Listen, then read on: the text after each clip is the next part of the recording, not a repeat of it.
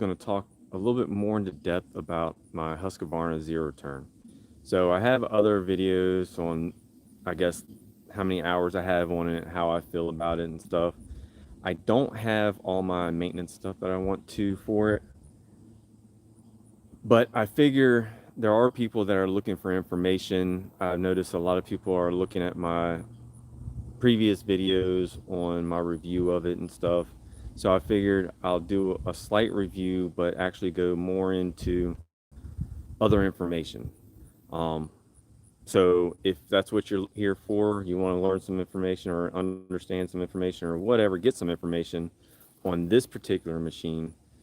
I got a Husqvarna Z254F model, and it says it actually on the side. I'm going to go over some things that you might be looking for information.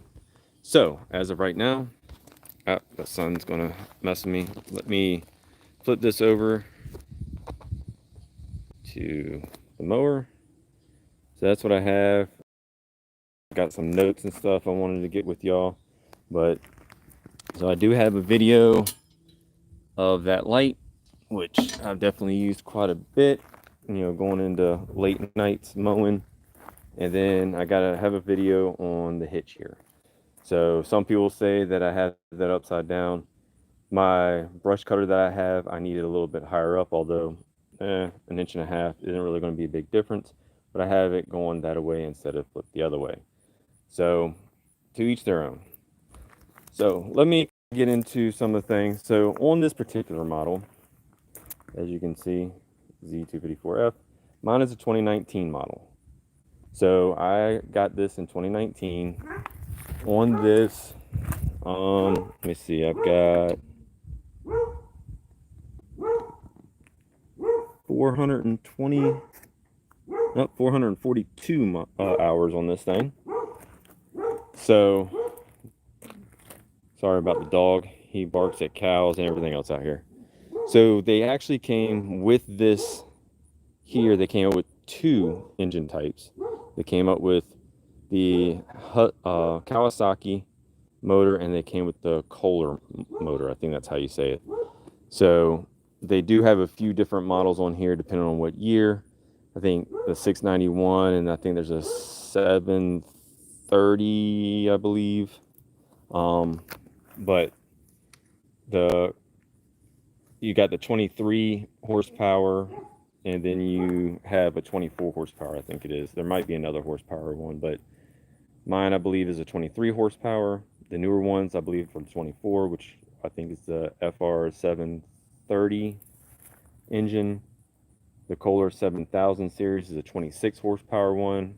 I'm pretty sure they're a little bit more expensive, but if you go into it, if you go on the stars and reviews from everybody, it looks like the one with the Kohler motor is a tiny bit better rating, which is a 4.68 stars out of a 5-star, and then this particular one says it's a 4.25 stars out of a 5-star. So they're pretty close. Um, I've enjoyed it. I haven't had an issue, besides what crap I've done to it, I guess. I do. I have used the mower pretty hard, along with my wife and everybody else that used it. That is my big issue. If you can find one of those, hold on to it for an extra one, because after hitting all my horse fence and everything, eventually the bolt broke off of it. Well, actually, I don't think it wasn't the bolt. It just tore right in here.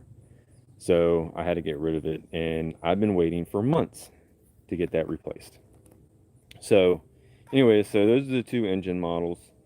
The transmission is a hydrostatic transmission, which I've got a video about that. It talks about don't do what I did, which I replaced them, which there's one of them there. So they're, to get them new, they're about 900 bucks, I believe they were. So yeah, and it all came down to replacing the springs, but they are the ZT 2200, or they call it the EZT. So those are the transmissions. that are on it. There's going to be one for your left and one for your right. So I don't know if you can see this. Somebody said it's hard to see. So let me try to get in here so you can actually see the two springs there. That's all I had to do instead of replacing those transmissions. I know it's hard to see over top and people had a problem with that, but I wanted y'all to see that all I did was put two of those springs in there. And then I did get my Amazon account back up and going. So after I finish this video, I'll add some links if y'all are interested in getting some stuff. I have the link for the springs and the light, I believe, the hitch, I believe, and the mower itself if you're interested in getting this. But so to go a little bit more into it, you have your sensor for your seat, which you're sitting down. If you get up, it turns the mower off. I'm sure there's a way to get rid of that. Sometimes that can be annoying, but I understand it's a safety situation. Then you have those bolts down there. I don't know if you can see those right in there. So you can adjust the deck there. There's one on the other side. And then that brass looking bar there. If you go underneath here, I don't know if you can see it. If you go under there, you can loosen or tighten those so you can level out your deck. And then of course I put my light in there, and this is the wire going to the light, and it just hooks up to a harness back here, and that's where that goes. So on here you have, for your blade cut, you have 6 settings. Number 1 is at 1.5 inches, and then the number 6 is for 4 inches. So every number is a 1/2 inch upgrade. So you have range from an 1.5 inch grass up to 4-inch cut. Some people might want it longer than that, some shorter, but that's kind of where that is. On that, your max speed on this forward is 6.5 miles per hour. Doesn't matter the engine that you have in there, that's the speed. And then reverse, it's about 3.5 miles per hour. So there are options for this. You can get the mulching kit if you'd rather that. I mean, that probably is about $70. You can also get a rear bagger for this, which the last I checked was about $600 to $700 for it. And then of course the light that I have, I think that was $70, and the hitch I think was like 20 or 30 bucks. So more information here. These bolts right here, you can adjust. You can adjust there. The actual distance, you might be a bigger person where you might need it pushed further out versus in. And then those screws there, adjust the speed on it a little bit. Your fuel on here is a 3.5 gallon tank. Tells you to use 87 octane. You can use up to 15%, I think, ethanol. But I usually go with the no ethanol fuel. It's a little more expensive, but I've noticed if I put that in most of my smaller engine things, ATVs, weed eaters, stuff like that, it seems to work better on my carburetor. But it does tell you in the manual that you can use ethanol fuel. Let's see what else we have here. So you have your fuel filter there. You can replace, I think it calls to replace that every 200 hours. I think it was, it's 200 or 300 hours. Matter of fact, let's go ahead and get the little manual out and we can look into that. So I did have that in here. Yes, I understand that I'm doing this live, so I'm trying to remember most of it. But I can't remember everything. So let's see here.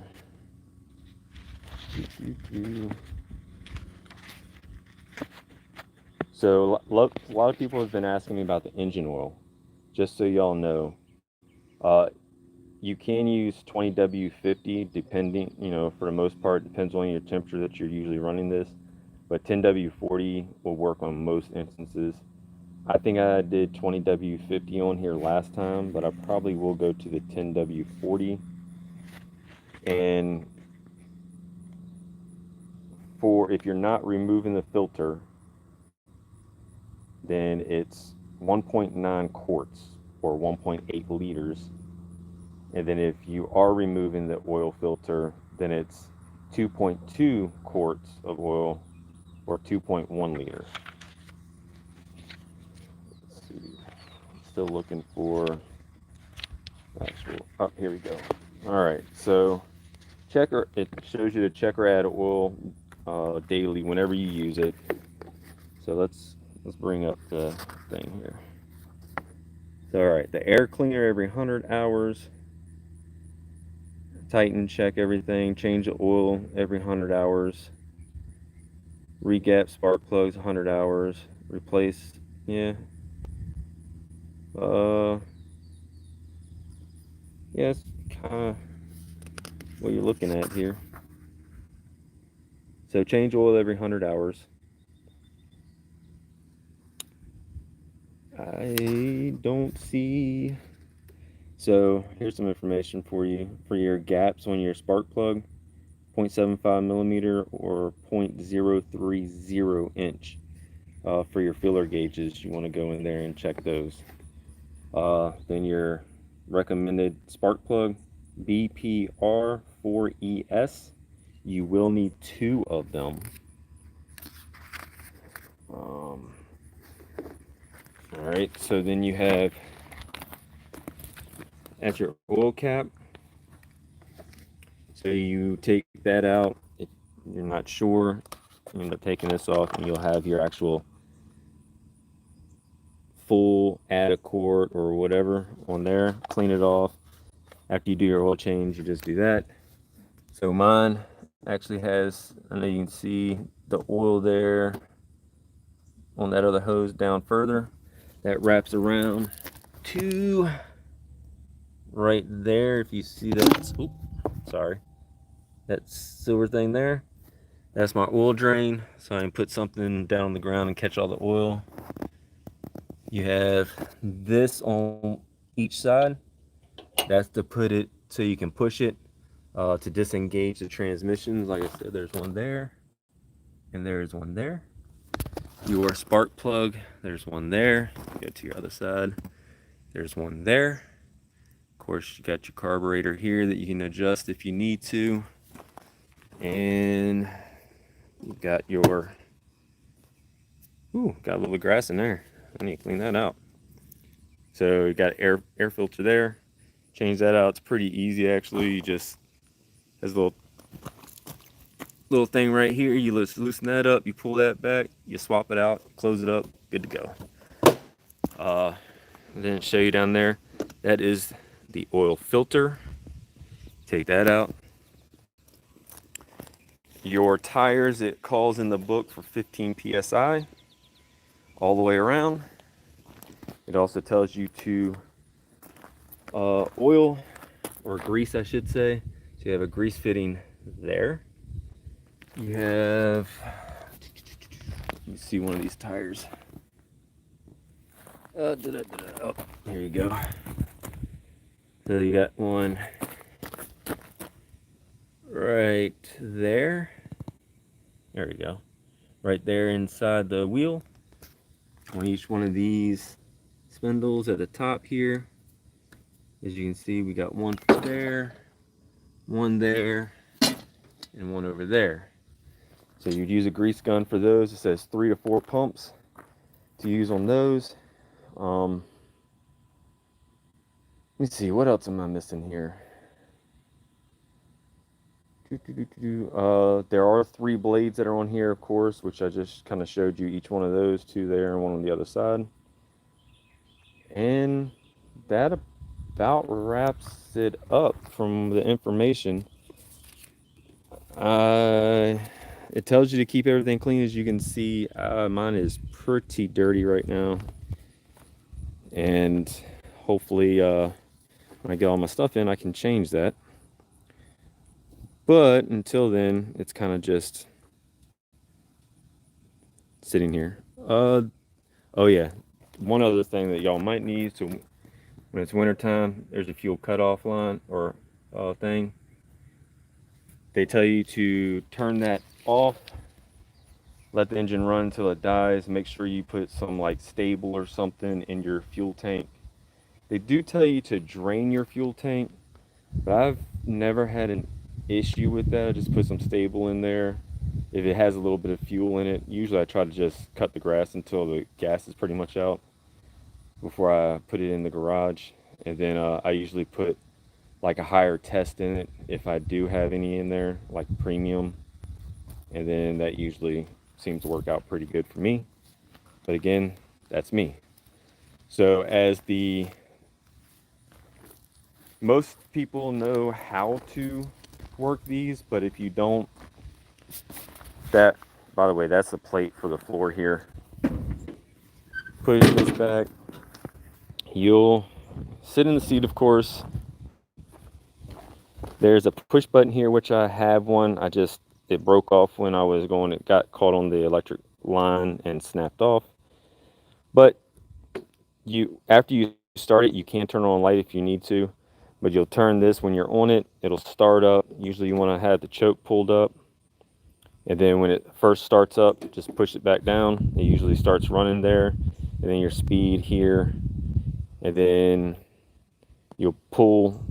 There's a red cap. Some of them have black caps, some of them have yellow. But regardless, mine was red on this originally. You just pop it up. It turns the blades on. And you start cutting. You move the levers forward and they go forward. In the middle, it stops. You push them out. And that puts it in park, and then of course you bring them back in and you can go backwards if you want, and you're basically using one wheel at a time. That's how you turn your left and right. One other point, so when you're done mowing grass, that little port right there, they give you with the mower, let's see, this right here, you hook that onto your water hose, you snap that into there. You let the water run, you start the engine back up, you turn your blades back on, and you let it run for a little while, and it cleans underneath your deck. Then you turn it off, you'll pop that back off, and then you go put this in a safe spot when you need it next time. And that's pretty much the Husqvarna zero turn that I have, the Z254. I hope I didn't go too fast. I understand I probably did go by it pretty quick. There are other adjustments that you can do on here. I told you the deck, I told you the levers. You can adjust the seat a little bit. As you can see, a little slide there. You can slide it forward if you need to. I got mine all the way back. But that's pretty much all I have for you for this video. Eventually, when I get the rest of my stuff, if it ever shows up, for cleaning this bad boy up, trying to get it looking pretty good again, putting new everything on it, dust shields, caps, discharge stuff, I mean just everything. There are shields that go over here. You can see my bolt holes here for those. I do have those in there. I had those off, kind of show it a little bit easier for y'all. So hopefully y'all got some information out of this. I didn't want this to be too long, which is why I actually was speaking a little fast. Again, I apologize if you didn't catch any of that. If you need to kind of go back. If you're interested in this mower, or you're interested in the light kit or anything like that, feel free to check those videos out or look in the description. Like I said, I'll put those to help support my channel. I appreciate it. I do work full-time, as you saw in my previous videos also. So any other questions that y'all may have, please comment below. I'll do what I can to respond. As far as the mower in general, I still love this mower. It does good. I've got a hilly terrain property, and it's 5 acres. I mow it almost every weekend, and If I had to say anything, which I've said previously, I wish those tires were more like ATV tires, a little bit, more grip. Because if the any part of my if I'm on a hill and it has a little bit of dew on the grass or something, it will slip a little bit. Other than that, great, great mower. I love it. I'm glad I have it. Uh, but I will talk to y'all on the other one. I hope y'all have an awesome weekend, and we will see y'all on the next one. Thanks a lot, and take care.